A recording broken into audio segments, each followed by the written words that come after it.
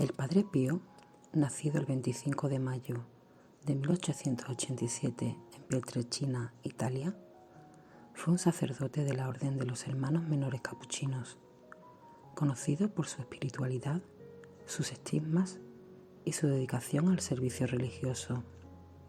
Su vida, llena de acontecimientos extraordinarios, marcó profundamente la historia de la Iglesia Católica en el siglo XX. A través de sus sufrimientos, obras de caridad y milagros reconocidos, el Padre Pío ha inspirado a millones de fieles de todo el mundo, convirtiéndose en un icono de devoción y fe. El joven Padre Pío, su juventud, de 1887 a 1903. Francesco Forgione, más conocido como Padre Pío, que nació el 25 de mayo de 1887 en el pequeño pueblo al sur de Italia, en Pietrelcina. Sus padres se llamaban Orazio Forgione y María Giuseppa de Nunzio. Fue bautizado el día después de su nacimiento. Vivió su infancia y sus años de juventud en Pietrelcina, en un ambiente campestre, sereno y tranquilo, entre la casa, la escuela y la iglesia.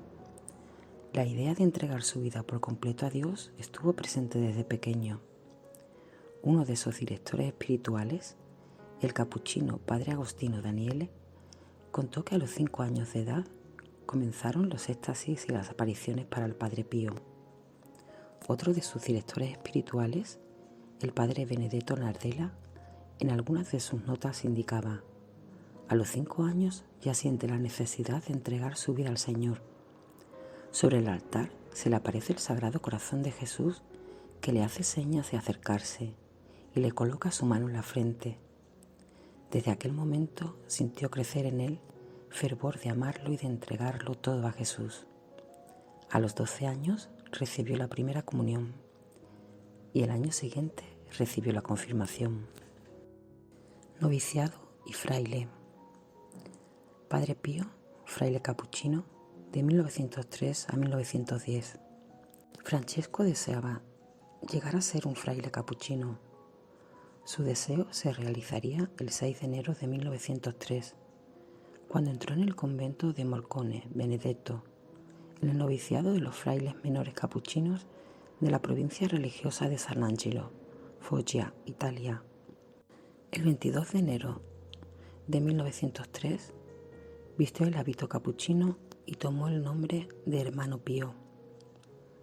El 22 de enero de 1904 emitió la profesión de los votos simples y a continuación transferido al convento de Sant'Elia en Pianici, Campobasso, en el cual el 27 de enero de 1907 emitió la profesión de los votos solemnes.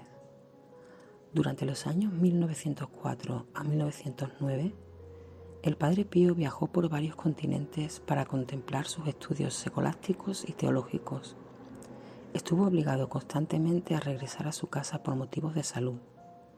El 18 de julio de 1909 fue ordenado diácono en la iglesia del convento de Morcone. Enfermedad y sacerdocio. Los años del Padre Pío en Pietrelcina, de 1910 a 1918. Siempre por razones de salud, el hermano Pío se vio obligado a permanecer en Pietrelcina, acogido por su familia. A finales de 1916 fue asignado al convento de Santa Ana en Foggia. El 10 de agosto de 1910 fue nombrado sacerdote en la capilla del Duomo Benedetto, con la presencia únicamente de su madre, ya que su padre había emigrado a América. Su permanencia en Pietrelcina se caracterizó por ejercer el ministerio sacerdotal en colaboración con el párroco, desde una vida de plegarias intensas hasta una constante correspondencia con sus padres espirituales. Desde septiembre de 1911 empezaron a aparecer en sus manos los primeros estigmas no permanentes.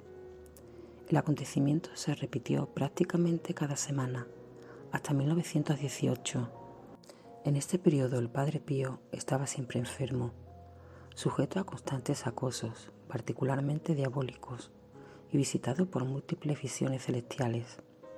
El 6 de noviembre de 1915 fue llamado a las armas en el distrito de Benevento y transferido inmediatamente a Nápoles.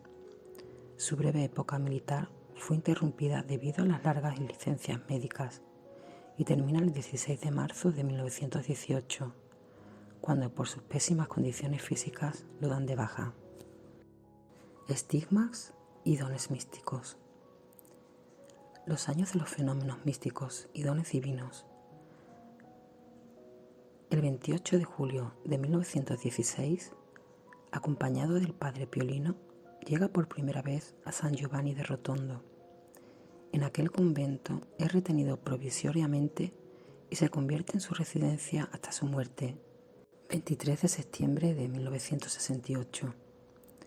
En los primeros 2 años, el padre Pío continuó su correspondencia epistolar con sus directores espirituales, con sus hijas espirituales y con las numerosas almas que se reunían ante él.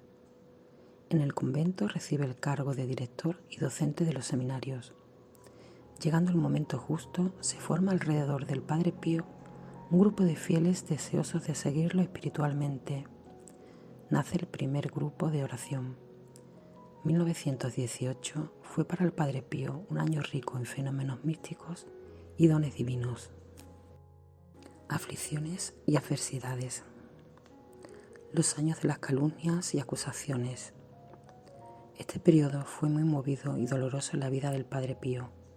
En 1919 surgieron algunos artículos periodísticos sobre la estigmatización del padre Pío y se inician rumores de locura, cada vez más abundantes, dirigidos hacia el convento de San Giovanni de Rotondo. Los devotos concurren principalmente para escuchar su misa y para hacerse confesar. Se inicia el vórtice de las calumnias y acusaciones contra el padre Pío. La Santa Sede se vio obligada a intervenir, imponiendo restricciones al padre Pío y disponiendo su alejamiento del convento de San Giovanni de Rotondo. Esta decisión provocó una fuerte reacción de los devotos, los cuales se alzaron preocupados sobre la posible transferencia del padre Pío. La orden se suspende poco después. Paralelamente, se realizan numerosas inspecciones médicas y espirituales de parte del Tribunal Supremo de la Santa Sede.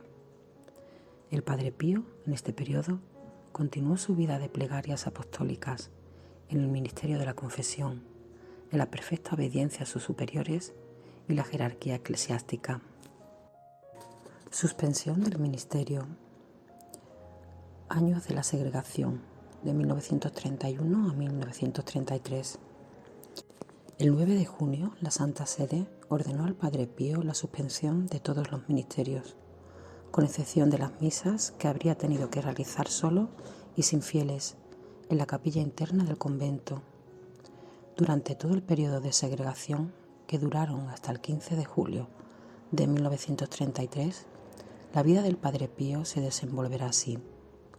Aproximadamente 2 horas para la celebración de la misa, plegarias y oraciones hasta el mediodía, interrumpidas por aproximadamente 1 hora de estudio. En la tarde, más plegarias desde el atardecer hasta casi la medianoche. Peregrinos y penitentes. Años de relativa calma, entre 1933 y 1955. El 16 de julio de 1933, el padre Pío recibió el permiso para celebrar nuevamente la misa en la iglesia. Sucesivamente le viene otorgada la facultad de confesar solo a los hombres y algunos meses después a las mujeres. Retomó su ministerio, mártir del confesionario. Las penitencias que ocurren para recibir la absolución sacramental crecen de manera impresionante. Los superiores del convento están obligados a disponer de un sistema de reserva para poder manejar la gran cantidad de personas y mantener el orden.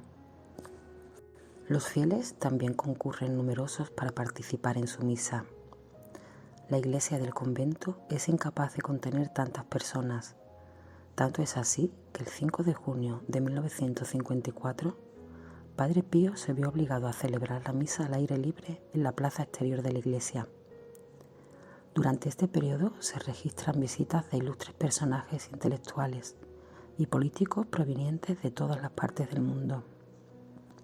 El Padre Pío fundó los grupos de oraciones en respuesta a las apremiantes apelaciones del Papa Pío XII, que invitaba a la plegaria. Démonos qué hacer, dice recogiéndose la manga. Respondamos nosotros primero a esta apelación dejando al pontífice de Roma. Hoy se cuentan al menos 2000 difusiones en todo el mundo. Durante los años oscuros de la Segunda Guerra Mundial, el Padre Pío fue un ángel esperanzador de numerosas esposas y madres que iban con él para pedir oraciones dedicadas a sus seres queridos que se encontraban en combate y tener noticias de su suerte. También en este periodo de relativa calma no faltaron las penumbras, en particular las cartas anónimas que desacreditaban su consulta moral. El Papa Giovanni XXIII ordenó posteriores investigaciones sobre el Padre Pío. Un decreto de la Santa Sede condenó algunos libros no autorizados sobre la vida y obra del Padre Pío.